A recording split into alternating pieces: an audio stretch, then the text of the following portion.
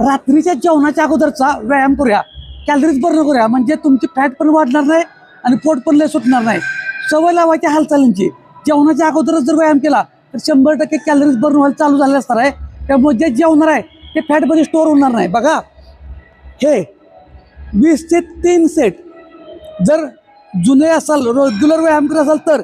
नवीन लोकांनी नाही करायचं, 7 ते 10च करायचं आहे. नंतर बघा, थोडी रेस्ट घ्यायची. नंतर हात पाठीमागं, पाय स्ट्रेट, ह्याचे 30, 15-15, 30 याचे 3 सेट. नंतर पाय खाली ठेवा. नवीन लोकांनी ह्याचे 3 सेट करायचे, पण 7-7 दुनी 14, 14चे 3. नंतर बघा, साईडला ट्विस्ट करायचं, हात पुढे जाऊ दे. ह्याचे 30चे 3 सेट.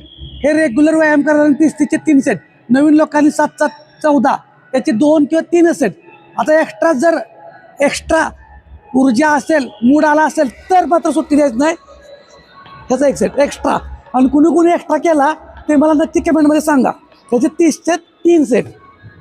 ज्यांनी 4था सेट केला त्यांनी मला नक्की कमेंटमध्ये सांगा कुणी केला. धन्यवाद.